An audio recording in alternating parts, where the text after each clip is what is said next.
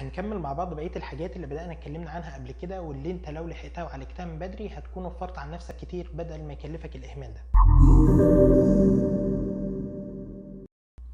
من الحاجات دي لو انت عملت تركيبة او طربوش قديم وكنت مرتاح وما عندكش فيه اي مشاكل، بس ظهر مؤخرا ان هو بدأ يجمع بقايا الطعام، وبدأت تضطر ان انت بعد كل وجبة تستخدم الخل عشان تطلع بقايا الطعام.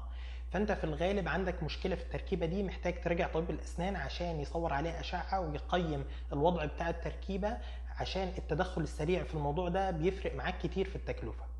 تاني حاجة، لو ظهر معاك ان في سن او ضرس او حشوة اتكسرت، لازم تراجع طبيب الاسنان عشان يعيد ترميم السن ده، سواء حسيت بوجع او ما حسيتش بوجع، لان انت ممكن ما تحسش بوجع بسبب ان انت سبق وعملت فيه حشو عصب من زمان.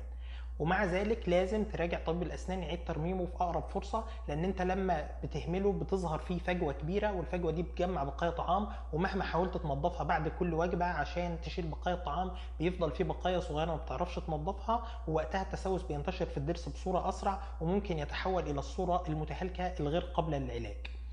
لو انت من الناس اللي بتاكل على جنب واحد بس وفي جنب مش بتستخدمه في المضغ، فانت لازم تراجع طبيب الاسنان يفحص الجنب الغير المستخدم وليه مش بتستخدمه، لان عدم استخدامك للجنب ده مع الوقت هيتراكم الجير فيه بصوره كبيره، وهيخليك تخسر الضروس في الجنب الغير المستخدم واحده واحده.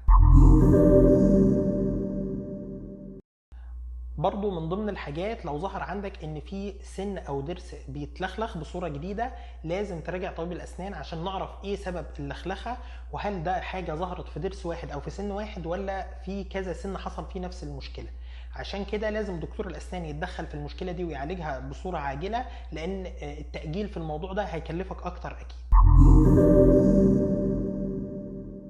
برضو من ضمن الحاجات، لو ظهر عندك ان في سن او ضرس معين بينزل الدم من عنده بصوره كبيره، لازم تراجع طبيب الاسنان يفحصه، لان انت ممكن بتكون بتعاني من حاجه اسمها جيب لثوي، والجيب اللثوي ده لازم يتنظف بصوره جيده جدا عند طبيب الاسنان وتتابعه لغايه اما يلتئم ويرجع لطبيعته، لان الاهمال في الجيب اللثوي ده للاسف بيخليك ممكن تخسر الضرس نفسه. اخر حاجه، لو ظهر عندك الشكل ده، ودي حاجه اسمها تراجع او انحسار اللثه، ودي بتحتاج تدخل من الطبيب عشان يسيطر على انحسار اللثه دي ويوقفه قدر المستطاع، لان انت لو اهملته بيزيد تدريجيا، ومع الوقت بيكلفك وقت وتكلفه ماديه كبيره، وفي بعض الحالات المتقدمه مع الاهمال بيحصل انك بتخسر اسنانك اللي حصل فيها تراجع لثه بصوره كبيره.